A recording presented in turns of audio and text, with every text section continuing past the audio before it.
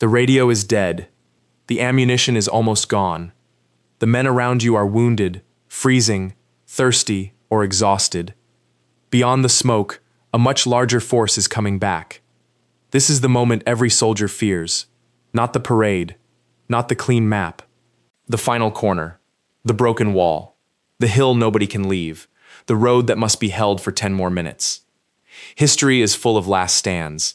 Some are documented, some are partly legend, some were inflated later because nations needed heroes. So when a detail is disputed, we will say so. But the pattern is real. A small group gets trapped, the plan collapses, the odds become ridiculous. And then, for reasons that are noble, stubborn, or simply human, they stay. Here are 7 last stands that should have been impossible. Number 7. Rorke's Drift. On January 22, 1879, a tiny mission station in southern Africa becomes a very bad place to be British. Earlier that day, the British Army has been shattered at Isandlwana, where Zulu warriors overwhelmed a large imperial force. Now about 150 British and colonial troops at Rorke's Drift learn that thousands of Zulu fighters may be coming next. Their fortress is not exactly a fortress. It is a few buildings, a hospital, a storehouse, mealie bags, biscuit boxes, and men with very little time. Mealie bags are sacks of corn, not glamorous, useful when someone is trying to kill you. Lieutenants John Chard and Gonville Bromhead organize the defense. They stack bags into barricades. They cut firing holes. They turn ordinary supplies into walls. Then the Zulu attack begins. The historian Ian Knight, who has written extensively on the Anglo-Zulu War, describes Rorke's Drift as a close-range fight won through discipline, barricades, and repeated volleys. A volley means soldiers firing together on command, turning separate rifles into one wall of bullets. The Zulu press again and again. They rush the barricades. They fire captured rifles from the darkness.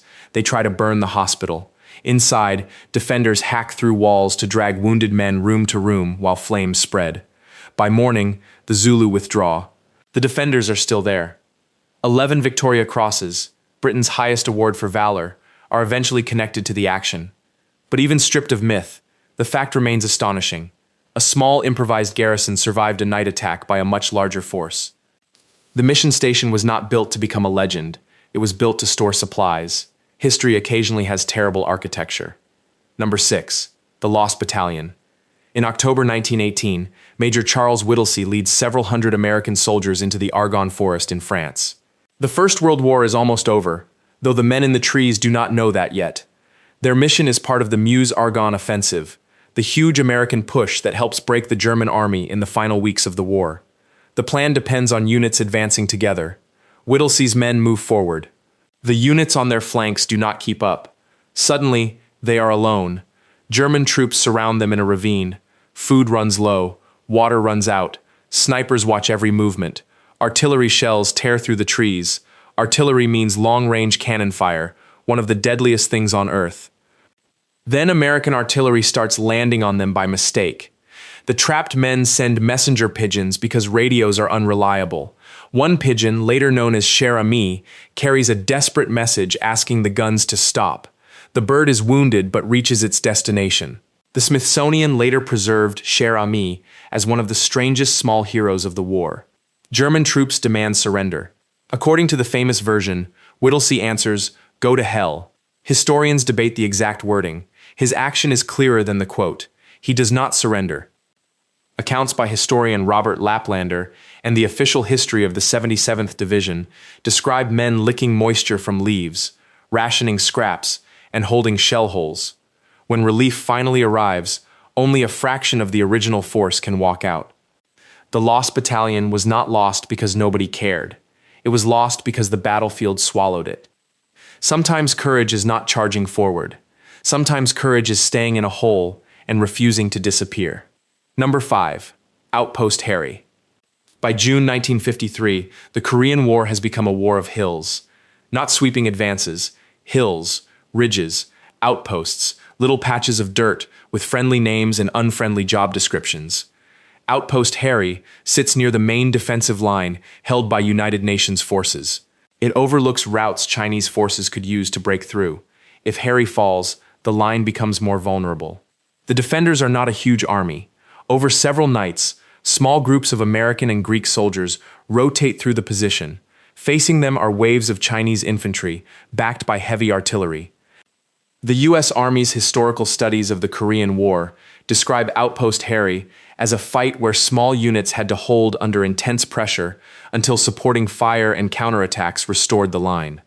Supporting fire means artillery, mortars, or machine guns helping defenders from a distance. In a manual, that sounds tidy. On the hill, it means trying to survive while the world explodes. Chinese troops attack in the dark. They climb the slopes, throw grenades, and force the defenders into close combat. Bunkers collapse. Radios fail. Men fight from shell holes because the original trenches have been smashed. Greek soldiers counterattack fiercely, retaking positions that have nearly been overrun. For several nights, the attackers come back. Each dawn reveals a hill that looks less like a hill and more like smoking earth. But Outpost Harry holds. It is not as famous as Incheon or Chosin Reservoir. Most last stands do not happen in front of cameras. They happen on ugly ground, in bad weather, with men who would prefer a different workplace.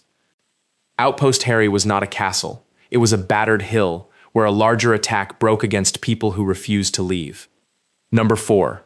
Wake Island. On December 8, 1941, just hours after Pearl Harbor, Japanese aircraft appear over Wake Island. Wake is a tiny American outpost in the Pacific, isolated, exposed, and far from help. The garrison includes U.S. Marines, Navy personnel, civilian workers, and a few fighter aircraft. This is not where you want to be when an empire arrives.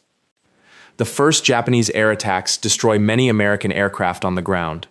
Major James Devereaux and Commander Winfield Cunningham organize the defense, while Marine pilots and anti-aircraft crews fight back with whatever remains. On December 11th, Japanese ships approach for an invasion. And Wake does something almost nobody expects. It fights them off. Marine coastal guns hit Japanese ships. The destroyer Hayate explodes and sinks. Aircraft from the island attack the invasion force. The Japanese withdraw. Marine Corps histories and historian Robert Cressman show how remarkable this was, because Japanese forces are sweeping across the Pacific with terrifying speed. But last stands often have a cruel second act. The Japanese return with stronger forces, including aircraft carriers. A carrier is a warship that carries aircraft, essentially a floating airbase. Wake is bombed again and again. Supplies run down. Help turns back. On December 23rd, the Japanese land in force. The defenders fight across beaches and wrecked buildings, but the outcome is unavoidable. Wake surrenders. So was Wake a victory? No. It fell. But for 2 weeks, an isolated outpost forced a powerful enemy to pause, regroup, and pay attention. In a month, when the Allies seemed to be losing everywhere, Wake gave Americans one impossible sentence. The tiny island punched back. Number 3. Szigetvar. In 1566, an old commander named Nikola Subik Zrinski holds the fortress of Szigetvar in Hungary. The Ottoman Empire, led by Sultan Suleiman the Magnificent, is moving toward Vienna.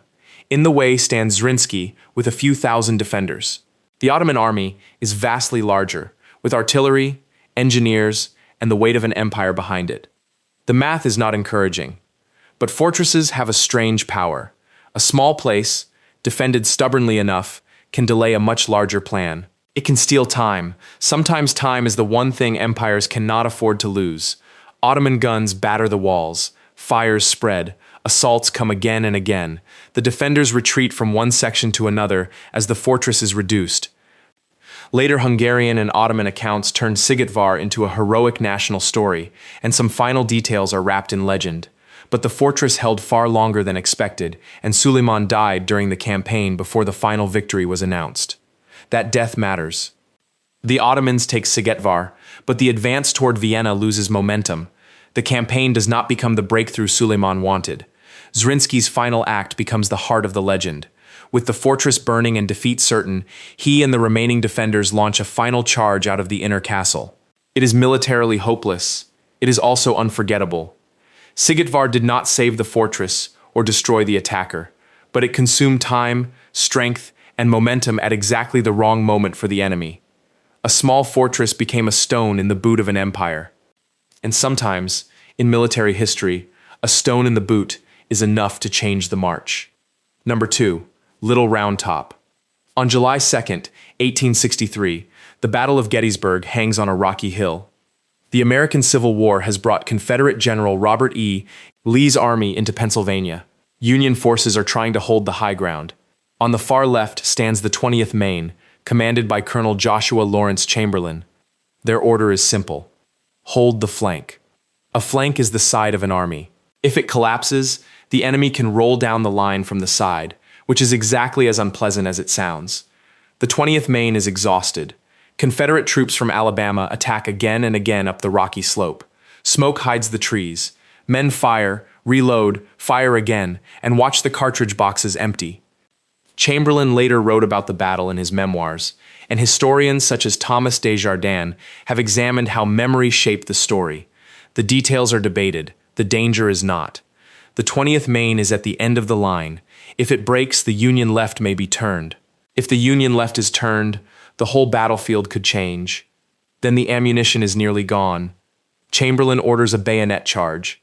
A bayonet is a blade fixed to the end of a rifle, turning an empty gun into a short spear. The regiment swings down the hill like a door closing on a hinge. It works. The Confederate attackers, exhausted and surprised, fall back or surrender. The Union flank holds. Did this single charge save the entire Union army? Historians are careful, because Gettysburg was huge and many units held critical points. But Little Round Top mattered, and the 20th Maine's stand became one of the most famous small unit actions in American history. No bullets left, enemy still coming, a flank that cannot move, then one impossible order: fix bayonets. Most plans prefer ammunition. The 20th Maine briefly had to use momentum instead. Number 1. Thermopylae. This is the oldest story on the list, and it comes with the biggest warning label. Thermopylae is part history, part legend, and part political memory polished for more than 2,000 years. Ancient writer Herodotus gives us the famous account, but his numbers and speeches must be treated carefully. Still, the core story is real enough to endure. In 480 BC, the Persian king Xerxes invades Greece with a massive army. A small Greek force blocks him at Thermopylae, a narrow coastal pass. Geography matters more than numbers. In a narrow pass, a huge army cannot bring all its strength to bear at once. Numbers are less useful when only one person can attack you at a time. The Greek force is led by King Leonidas of Sparta.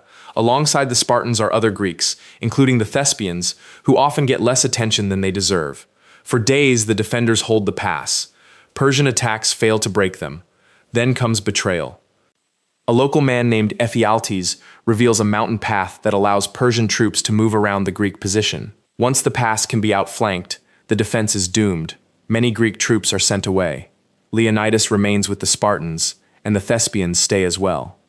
The final stand begins. The defenders fight knowing the exit has closed. Spears break. Swords come out. Eventually, according to ancient tradition, they fight near the body of Leonidas himself. Thermopylae falls. So why is it number 1? Because militarily, it is the purest last stand. A small force holds a narrow place against an empire. It cannot win the campaign alone. It cannot stop the invasion forever. But it buys time, creates a symbol, and gives the wider Greek resistance a story powerful enough to outlive the men who died there. Modern historians such as Paul Cartledge and Tom Holland have written about how Thermopylae became more than a battle, a way to talk about courage, sacrifice, propaganda, and the strange power of choosing the place where you will not move. That last idea connects every story on this list. Choosing the place where you will not move. Rorke's Drift had supply bags. The Lost Battalion had a ravine. Outpost Harry had a blasted hill. Wake Island had coral and wrecked buildings. Szigetvar had burning walls. Little Round Top had rocks and empty cartridge boxes. Thermopylae had a narrow pass. Different centuries, different weapons, same terrible question. What do you do when the map says you should already be gone?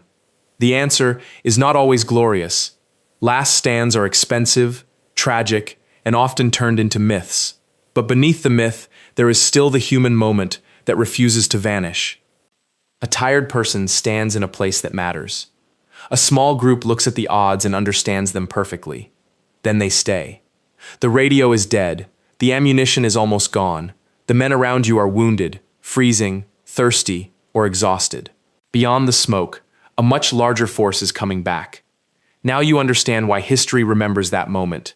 Not because the defenders believed they could defeat the whole world, but because, for one impossible hour, they made the whole world come through them.